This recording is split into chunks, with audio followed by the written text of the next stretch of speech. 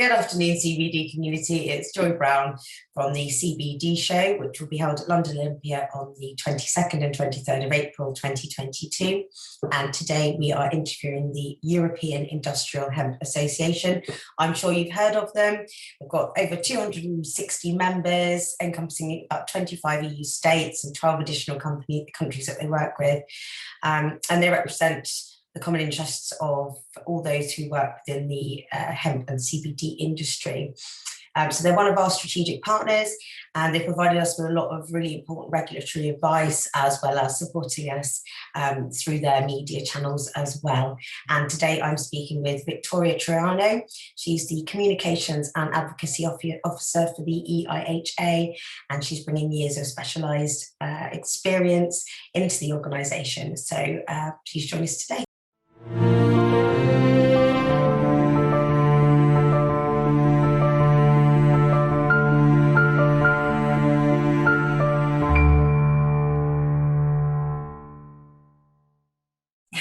Thanks for joining us, Victoria. It's great to see you.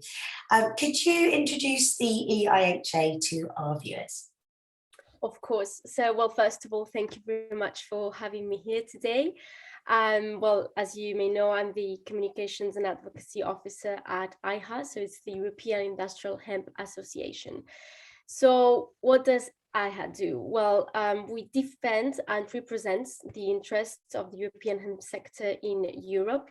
More specifically, we work in the European institutions, or more specifically with the European institutions, in order to make sure that we acquire a fair regulation for the European hemp sector.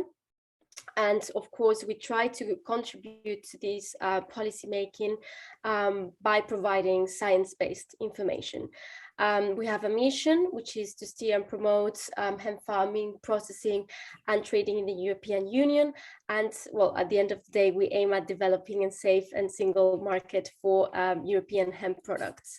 Of course, always inspired by the principle of social, environmental and economic sustainability. We believe as EIHA that a sustainable economic model can be achieved, and this goes by reconciling agriculture with the industry and the environment. And of course, hemp, it's key for this and can offer an actual concrete solution. And of course, we, at the end of the day, also want to promote local production, but with a global, let's say, savoir-faire. So that would be what we do, basically. Amazing, amazing. And you encompass 25 EU states in all, don't you? And you've got hundreds of members already signed up. How does that, I suppose that affects kind of the power that you have to be able to lobby and to be able to work and bring people together, especially with things like the environmental concerns that we're now all facing? How are you able to bring those states together? How are you working across the different considerations and different, I suppose, economic and cultural needs to be able to support the industry? Well, first of all, it needs to be said that in just a few years, we've grown massively. So 2 years ago, we only had around 40 members, and today we have around 260, which is, as you can imagine, an exponential growth. And this growth has come with more budget, of course, more resources, because also in just 2 years, our team grew a lot. Before there was just Lorenzo as managing director, and now there's myself, but also my colleague Francesco in charge of policies, and my colleague Monica, who is working in all the members management and also some dossiers with Lorenza. So taking this into account and seeing how the EIHA family is increasing, we try to at least monitor what's going on at the European level. Of course, it's difficult to understand what's going on a national basis. So that's why our members also are very important, because they provide us with information. We try to build synergies with our members because it is extremely important that we work for them and we understand what their needs are, so that we can, do the most with the resources that we have. But they are there also to provide us with information, to tell us what's going on in the markets at national level, what's going on with regulation in the different countries. And that's how we try to work with them and how we try to monitor everything that's going on. And as you said, there are different ecosystems, different economies. So it's difficult to, let's say, manage everything at the same time, but with the help of our members, we try to do our best. It must be a massive challenge, but I think it's a really holistic way to look at things, to listen to the voice of the industry and to respond to that. And I think the help that you've provided us as a company certainly is come from feeding those voices through to us so that we can provide the correct platform based upon what it is that you've learned. So that's really helpful. Just for the sake of the audience, tell us a bit more about your members. So who signs up, why do they sign up, and what industries do they go across? So we have different types of membership. The reason being that we try to cover the widest range of hemp actors. Most of the members are what we call regular members, meaning companies usually. So we have mainly small and medium enterprises, also other big companies, mostly in Europe, but we do have companies in the United States, in Canada, and other parts of the world. Then we do have also farmers. So there is a type of membership that's aimed at farmers or individuals, people that are interested in hemp somehow and want to learn more about this industry.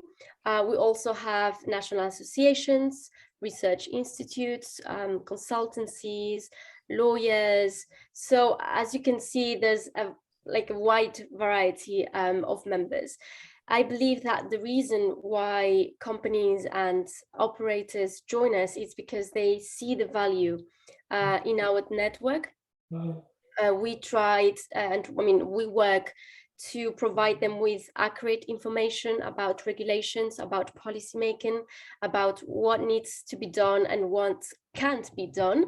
I think in a sector like the hemp sector is extremely important that companies that are already settled in, but also newcomers, understand how it works, especially, as I say, in the sector, which is a bit complex and it's a bit in a gray area, specifically, regarding some parts of the plant. So that is why we try to be the umbrella under which all these companies can be and understand what's going on, how they can perform better, what are the guidelines they should follow. And of course, also it's a way for us to put all these actors from the industry together and promote the sharing of best practices. Absolutely. And to have that overarching view, because you're involved in so many elements, you must have a really good sort of bird's eye view of how the industry is looking. Also, we work in the European Union, so of course we are experts about Europe and what goes on in terms of policy making in the EU. But something that is very important is that we keep a very close relationship with other hemp associations across the world. In all parts of the world. So again, US, Canada, Asia, Latin America, Australia, and so on and so forth. And that's very useful because it also helps them understand what is the global situation. And of course, we at the same time inform our members. So let's say that they will have, they eventually have all this knowledge and information that we can funnel to them. Sure. That's really powerful. Just while I've got you here about it, how can people sign up if they'd like to become a member? So it's quite easy through the website. There's a section called members, and under that section there's a subsection called join us. I'll become a member. I think it's the actual name. So people can just, I would suggest first visit our website, see what's going on, what we do, what our members are, what are our priorities, read the Hemp Manifesto, which is basically the core of what we do, and then join by clicking on become a member. And there is a form to be filled in. Of course, because we have different categories of memberships, it's very important that people read it carefully, that they understand in which category they would fit in, and then all that is processed by Monica. She is the members manager and she knows everything that goes on in EIHA, and she knows everyone. So she will take it from there. And also people can also send us an email at info@eiha.org if they have any questions on how to join or what the benefits are and so on. Perfect. And for the viewers, I will also put the link and the details in our info box below as well. So moving in sort of back to EIHA as an organisation, what's been your major focuses over the last couple of years? Because it must have been challenging with COVID as well. Where has your focus been at? Where have you found that it's been most important to be and focus? So our main focus over these past 2 years have been the Novel Food Consortium. I'm sure you all, I mean, we all know about it now. Yes. If you're in this industry, it's impossible not to know about the Novel Food Consortium. So that has been, let's say, our primarily focus, but also because it was the most urgent matter to take care of course, because there were some regulatory issues. It was important to work on that dossier and make sure that EIHA and all the industry together could reply to the regulatory challenges that were appearing. So that's why that was our main focus, and we created the Novel Food Consortium. We submitted applications for both EFSA and the FSA in the UK. And that has been, let's say, the dossier. But it's true that over these past few years, also with the arrival of Francesco, we've been working a lot on the lower part of the plant. We have been trying to give it the importance it deserves, because we truly believe that in the future that would be the key aspect of hemp, because of the enormous amount of uses that the lower part of the plant has. So that is why we've been trying as well by organizing working groups on fibers and textiles, on agriculture and environment, to boost that, let's say, dossier. And we're very happy because step by step we are gathering more information, more members working on fibers and textiles are joining EIHA. There are already amazing things going on. People are creating these brands and clothes out of hemp that are truly worth a shot. And so let's say that although the Novel Food Consortium has had a main role over the past few years, it is not the only thing. And that's, I think it's very important not to forget that there are many other users for hemp and that are not facing that many regulatory issues. But it's important to also spend time on that and eventually invest on research and development to make sure that the potential of hemp in that sense it's fully unlocked as well. Yeah, absolutely. It's great that I mean, as you say, it's massively important that the FSA and the novel foods application's there, but there are so many other elements, aren't there? So it's great to see that you've had that time to continue to build. And it leads me very neatly onto my next question, really, which is from the information that you've had, and particularly then from the new members that are joining, what trends do you expect to see in the CBD and in the hemp industry over the next few years, and what role do you see the EIHA playing within that industry? So we definitely believe that in the following years, the CBD industry will keep growing. What we expect is that with the latest regulatory developments and hopefully valid application for the novel food, we expect to see a harmonization of the CBD market in Europe, because at the moment, as I said before, it's a bit in a grey area. Each member state treats this in a different way, which makes it hard for operators also to understand what's going on. And in terms of competition towards other non-EU countries, well, we're not really on a level playing field here. So eventually what we expect for the following years is that we will achieve a certain regulatory clarity that will enable also operators to understand what can be done and what can't be done, and that we will be able to consolidate these markets and make the most out of it, but of course with a clear guidance. Got that. I mean, the idea of having a baseline regulation that goes across all states, so that particularly in terms of traders, as you say, having that level playing field, it would change the whole market, wouldn't it? It would just be so much more. And the thing is, like, eventually we'll make it more professional as well, because we know that at the moment, because there's this gray area, sometimes it's difficult to monitor and manage all the new enterprises that are popping up and make sure that, you know, everyone follows the rules.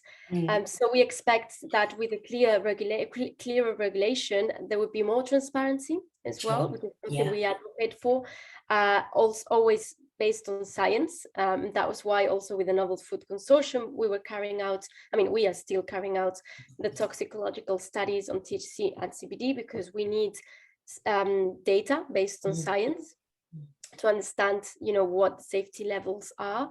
And we expect that in the coming years, with all this information, both in the regulatory landscape, but also from the science perspective, we will be able to have a more consolidated, professional and fair market. Sure, yeah, and that makes perfect sense, really. Because you're so active and because you're so well known, I think people just assume that it must be a bit of a cakewalk for you in some ways. What are the biggest challenges that you face as an organisation when you're going out and lobbying and doing these researches? I mean, first of all, I would say, although this is changing a bit, but of course we still encounter problems when it comes to meeting authorities, because we are hemp. So of course, people tend to be a bit reluctant for obvious reasons. But of course, that's why, because of this problem that we encountered specifically at the beginning, we thought we had to invest a lot on communication and on advocacy, which is something that we've been doing also in the past 2 years. You said before, right? Where we're focusing on? Well, novel foods, fibers and textiles, and communications and advocacy. Sure, yeah. Because I forgot to say that, but it's very important, because actually that was one of the main obstacles that we encountered, and we're still encountering. Thanks to the advocacy, thanks to meeting more people and more members joining EIHA, and some communication actions that we did, there is more knowledge, there's more education, there's more awareness about hemp. Of course, another obstacle, let's say, that we face is what I mentioned before. We are the European Industrial Hemp Association. We are 4 at the moment at the Secretariat. So we try to monitor what goes on in the European Union, but it's very difficult to follow, you know, closely what's going on in every single country, especially because, as I said before, not all countries behave the same when it comes to extracts, but also hemp in general.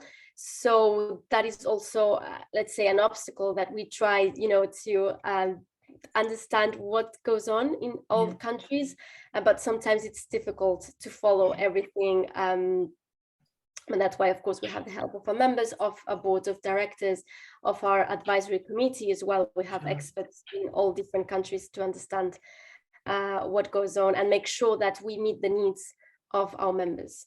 Absolutely. Yeah, I mean, you have to find time to eat and sleep at some point as well, I suppose, if you can. Correct. That's a major obstacle as well. Although, of course, now with the whole home working situation, it's a bit easier. But I remember there was a time where we had to travel a lot, and that made things a bit more complicated. Okay. Yeah. Yes. It's a discipline for sure. So going forward, what are your plans as an organisation, say over the next sort of year or so? What have you got coming up? Well, definitely, we will wait to see what happens with the novel food applications. That's something we're closely monitoring. Then, of course, we are planning to do also some new communication actions. We we hope to be able to attend events, Yes.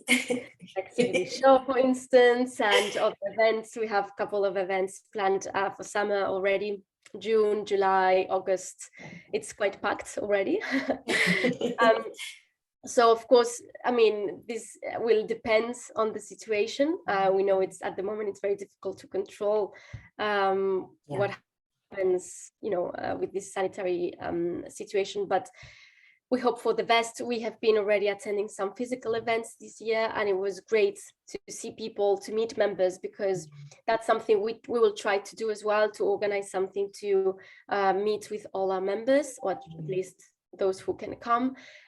Because we believe there's nothing better than, working face to face and meeting face to face the people that are in the industry and behind all these emails. I think that's very important.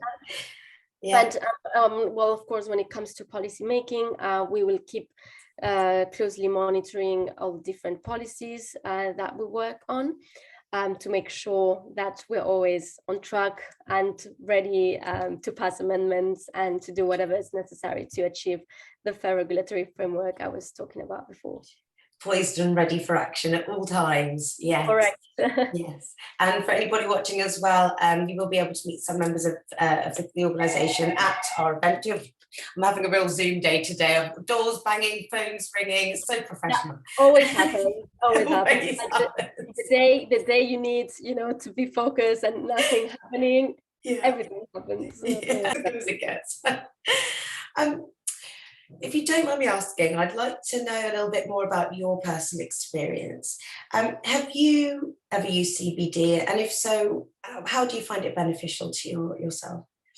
I have used it. I discovered it 2 years ago when I started working in EIHA. Before I didn't know about it. So I use it personally. For example, I'm afraid of flying. So it really helps me, the night before, or even a couple of hours before. It helps me relax and feel much better about the experience, let's say. But especially I use it for sleeping problems. So whenever I am stressed about something important coming up and I have trouble sleeping, I take a chamomile and a bit of CBD, and it helps. And but also I give some CBD to my mom as well. Oh, fantastic. She didn't know about it, and she has a lot of sleeping problems, crazy. And she truly said it changed for her. She takes it from time to time, and it really helps her sleep and rest whenever she needs to. So that's fantastic. It's a real thing, I think, with an older generation introducing an older generation to CBD, because it had that sort of cannabis association, and so I think it's great when daughters and sons are able to give that gift of a new supplement to the older generations and see the benefits. Definitely, all the aches and pains seem to be disappearing, so that's really nice. No, it's great. But even yesterday, I have a very bad back problem at the moment. I don't know, something happened at the gym, I guess. And I have this CBD cream, and it's really, for the muscles, it's amazing as well. Yeah, it is. So many uses. It's fantastic, really, isn't it? Yeah. Well, I shall let you get back to doing the good work that you do. Thank you so much for joining us today. I'll make sure I pop all of the information about how people can join up for membership, and obviously the dates for the CBD show, where the team will be as well. Thank you for joining us today, Victoria. It's a pleasure to see you. Thank you so much. Thank you for inviting me. Thank you so much. I'll see you soon. Take care. Bye-bye. Bye.